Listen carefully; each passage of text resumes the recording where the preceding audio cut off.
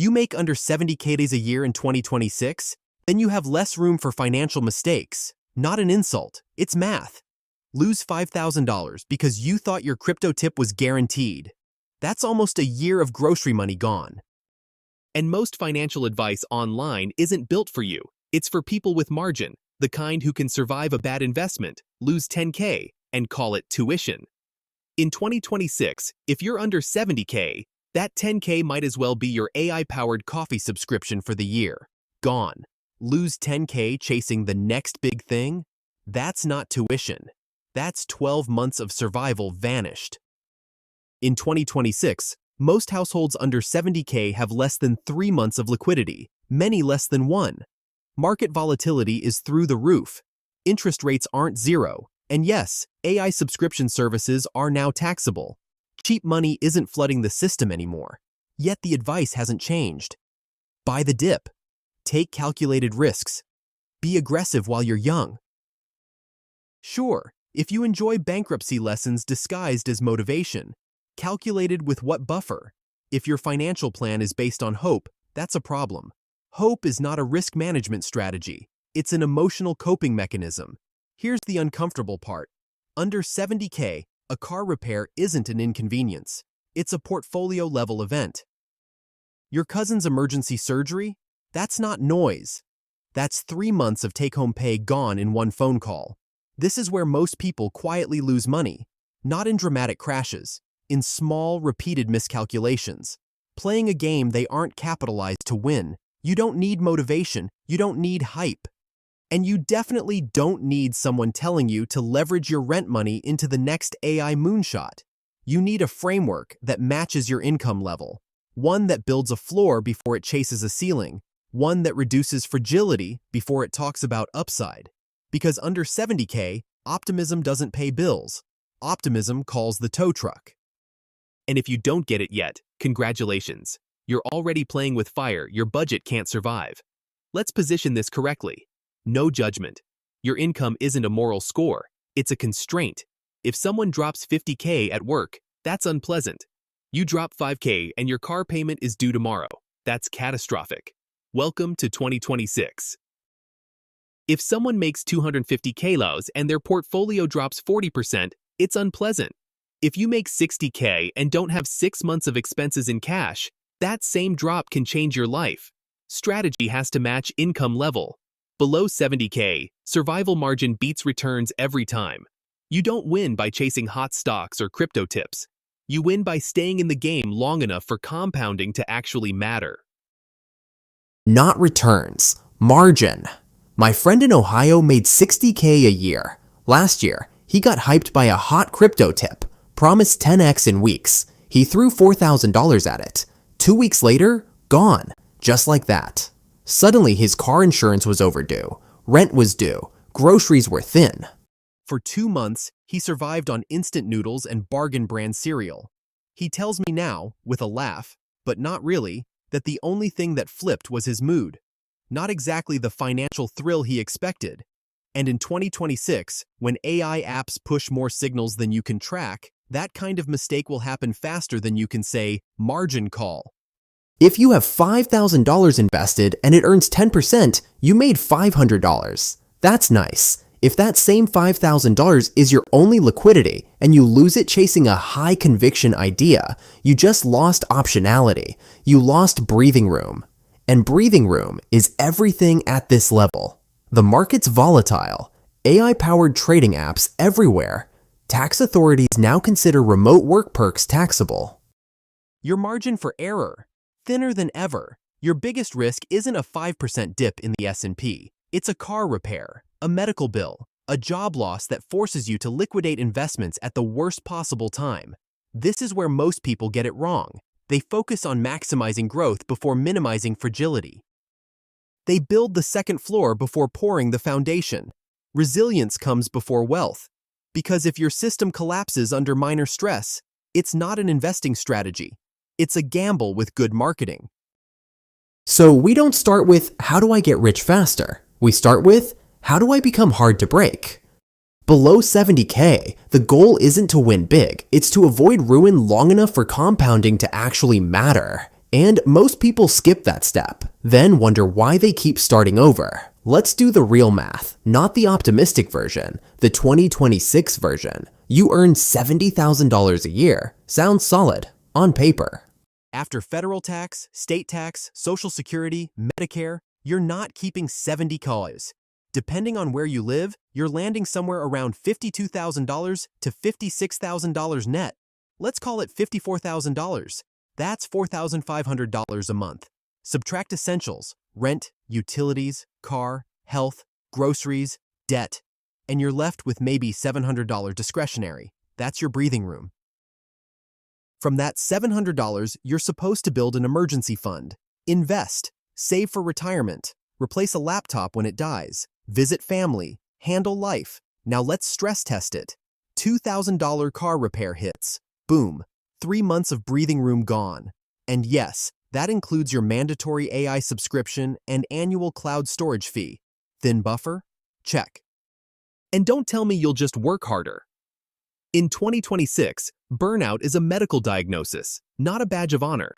Your energy is a finite resource, just like your cash. If you're investing $600 a month and the market drops 25%, you didn't just lose numbers on a screen, you lost months of after-tax effort. And if you need that money during the downturn, you lock in the loss. This is the structural issue. Your buffer is thin. Thin buffers amplify volatility. They turn normal market cycles into personal financial crises.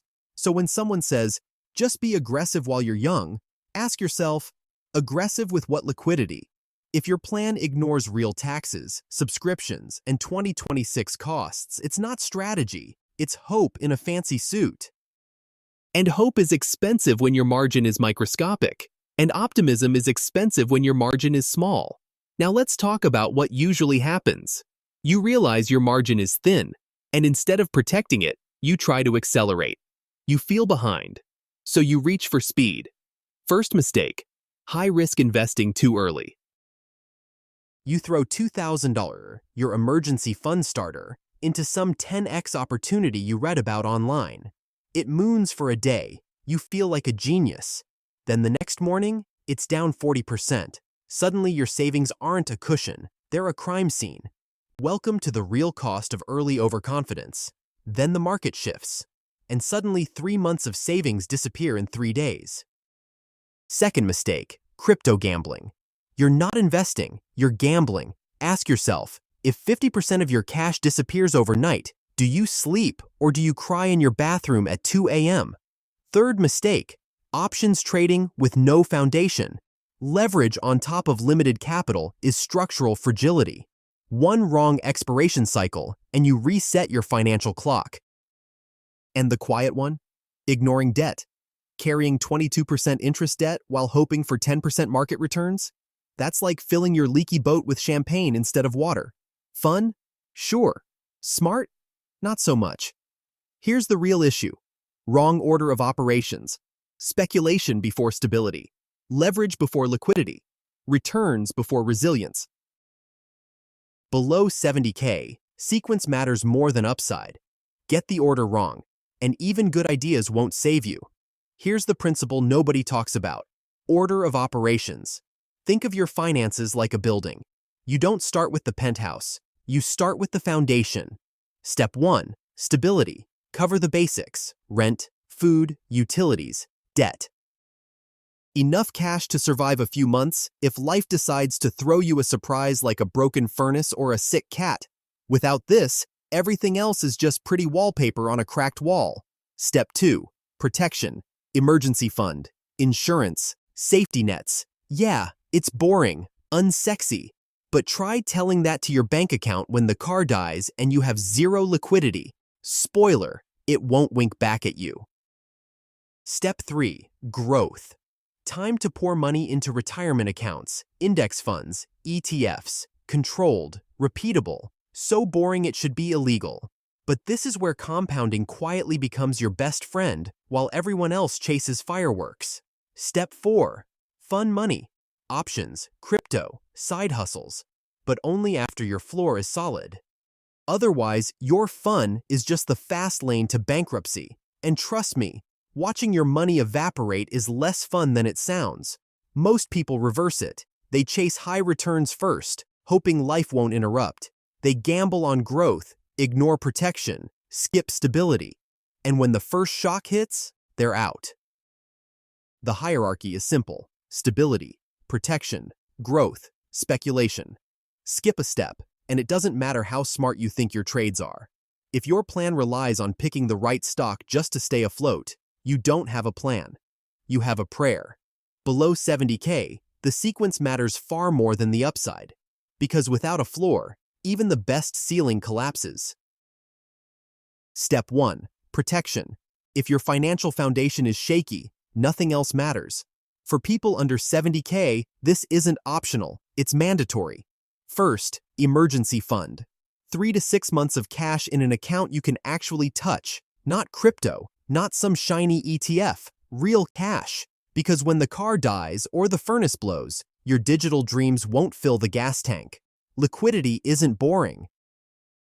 It's freedom. Second, reduce fixed costs, rent, subscriptions, recurring payments. Trim what's optional, negotiate what isn't. Every dollar you free up adds margin for stability. If your fixed costs eat more than 60% of take-home pay, you're not living.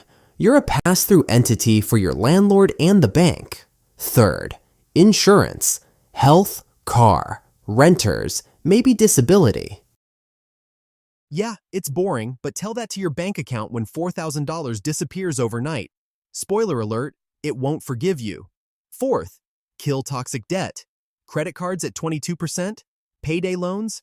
I had a friend toss 5K into chasing 12% crypto returns, while his credit card interest silently devoured $400 a month. Guess who ended up eating ramen for 2 months? Don't be that guy. Do these 4 steps first. Don't shortcut. Don't assume it won't happen to me. Your margin for error is thin. Protection isn't optional, it's survival. Step 2. Increase income. Let's be honest. If your income is a statistical blip under 70K, no stock pick will save you. Your best shot? Make yourself so expensive the market can't ignore you. In 2026, mediocrity is cheap. Be priceless. Start with skill leverage. Upgrade what you do best. Specialize. Become the person no one can ignore. My buddy in Texas spent a year learning cloud security certifications. His boss noticed. His offer jumped 30%. Meanwhile, the guy in the cubicle next door is still chasing TikTok stock tips, career moves, lateral jumps, new companies that actually throw money at talent. Sometimes sideways is up. Meanwhile, grinding for a 3% raise where you are.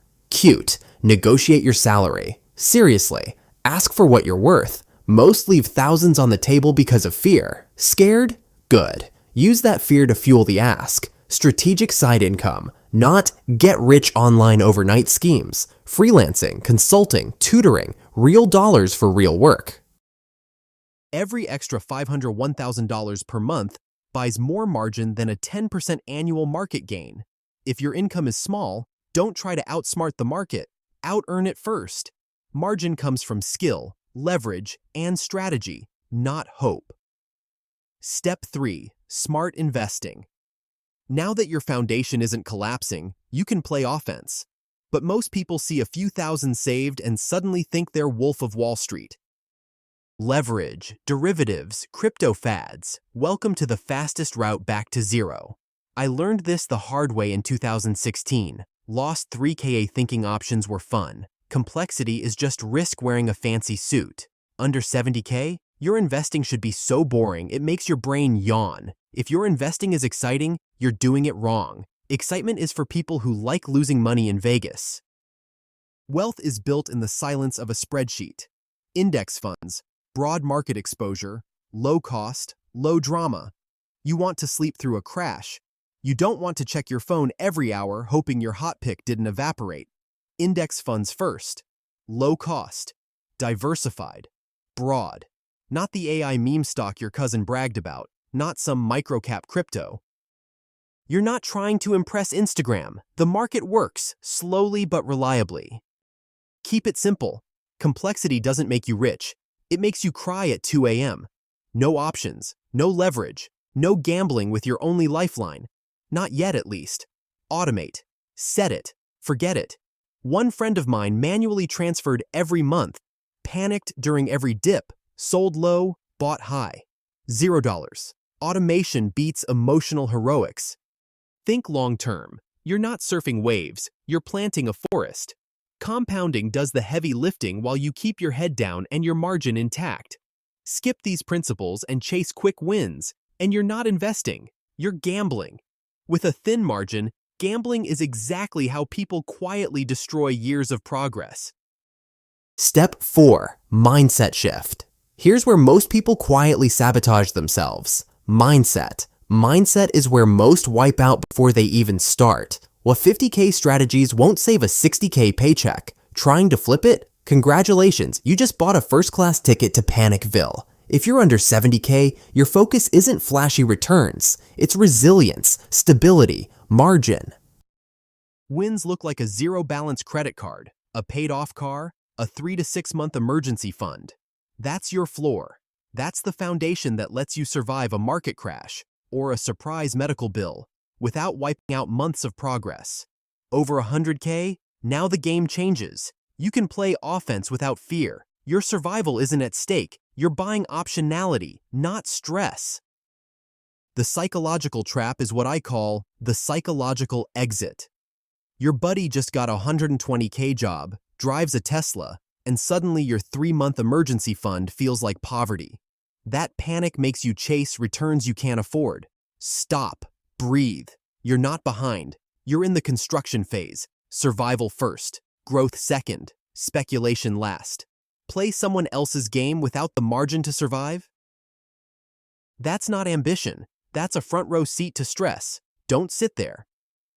Step 5. Clear action blueprint. If you've been treating your finances like a guessing game, this is your wake-up call. No theory, no fluff, just a clear, repeatable plan for actually surviving and eventually thriving in 2026. Step 1. Audit your expenses, every single dollar. Did it feed you, keep the lights on, or grow your earning power? If not, kick it to the curb. That hidden 300, 500, that's your first brick in the financial foundation. Step 2. Build an emergency fund. 3 to 6 months expenses. Cash, not crypto, not stocks. One friend ignored this, had a $1,800 car repair, and lived on ramen for a month. Don't be that guy. Walk away money. Freedom. Step 3. Liquidate toxic debt. Credit cards, payday loans, all of it. Stop paying parasites disguised as lenders. Every dollar you pay off earns 18 to 28%, better than anything Wall Street will sell you. Attack it like a fire drill, fast and ruthless. Step 4. Execute the income jump. Stop being loyal to a company that views you as a line item. Pick one high-leverage skill, get the cert, and start interviewing. Your goal is a 20% bump by Q4. If you aren't moving, you're shrinking. Step 5. Invest simply. Low-cost index funds. Automate. Long-term mindset. Forget options, crypto swings, leverage. Complexity is just risk wearing a tuxedo. Compounding works while you sleep or while you earn the next 1K. Step 6. Repeat. Every month. Financial progress isn't a sprint. It's boring obedience. Show up. Do the work. Skip the shortcuts. Discipline compounds faster than your luck ever will. Final line. Stability first, speed later. Master this blueprint, and the chaos of market swings, economic headlines, or unexpected bills won't shake you. You'll have built a foundation strong enough that growth becomes inevitable, not optional. If you came here for fairy tales, go watch the motivational gurus. If you want real numbers, real strategies, and the next insights that actually move the needle, you know where to find me. Stick around. Next, we're dissecting the 2026 skill audit and revealing how to actually boost your earning power. Don't miss it.